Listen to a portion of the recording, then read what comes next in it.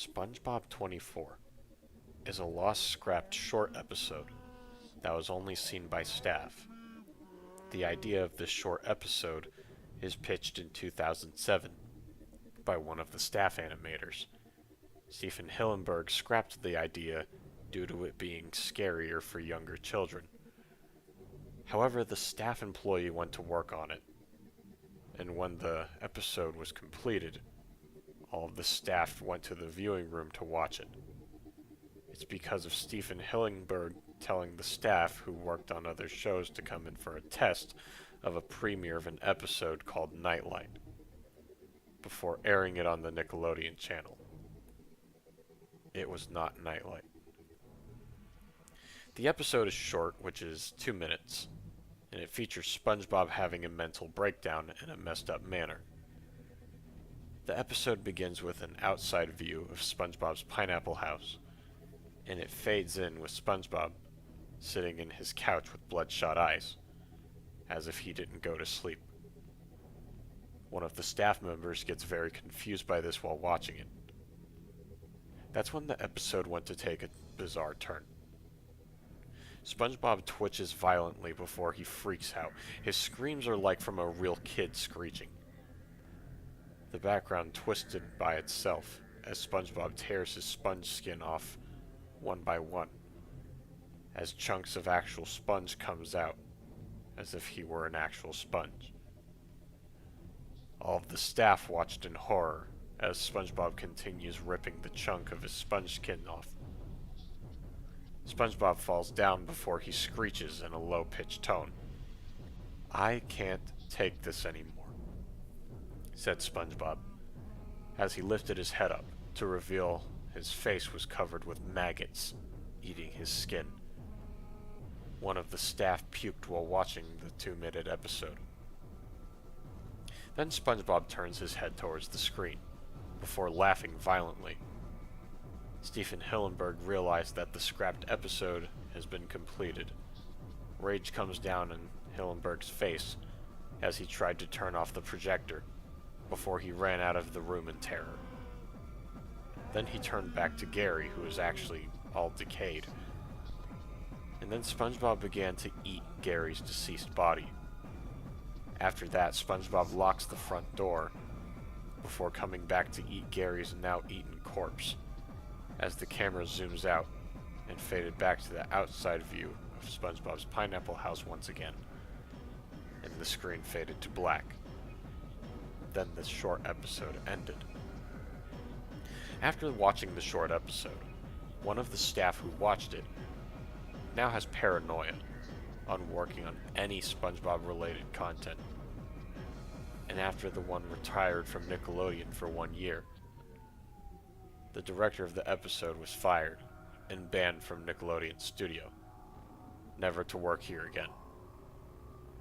However, for the last time, the short episode has been leaked online by an unknown user.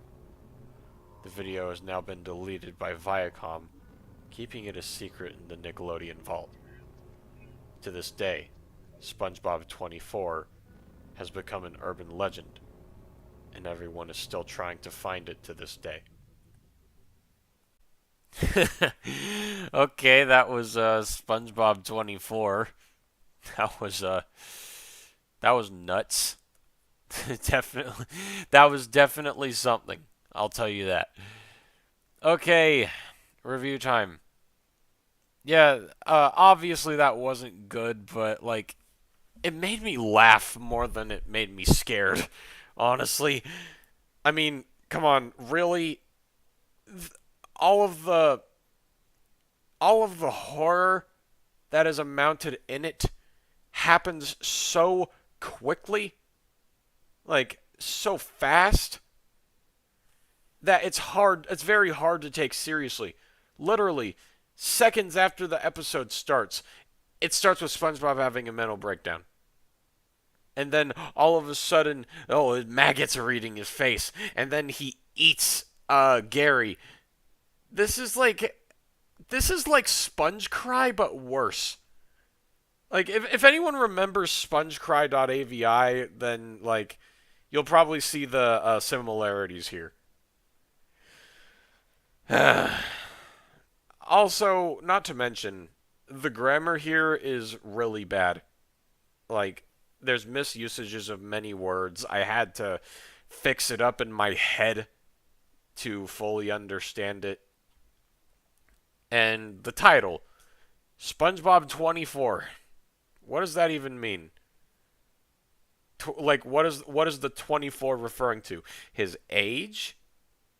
Is it referring to like how many how long the video is? 24 seconds, minutes? Like, what is with the name of the title? I don't understand. Though I do like the idea of this being more of an urban legend than being made out to be a real episode. Like, more creepypastas need to do that. Like, I I rarely see anything referring to urban legends about a cartoon, which is pretty cool.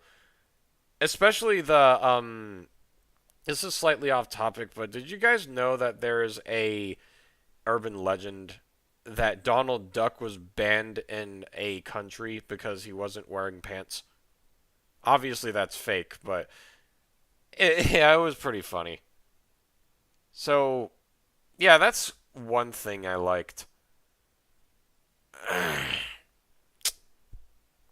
But yeah, my final rating would have to be a 1.5, mainly because of that urban legend idea.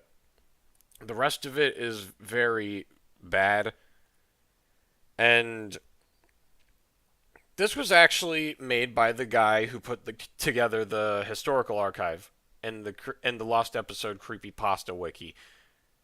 And he sent me this when he read my Crystal Bubbles story, saying that, there are a few similarities here that kind of remind me of my old work. And I was like, oh, well, that's unintentional. I'll check this out. Yep, I can see why this is old. But yeah, 1.5. As always, this is simply my personal opinion. We all have our opinions regarding these pastas. What did you think of the pasta? What would you have done to improve upon it if you were the writer?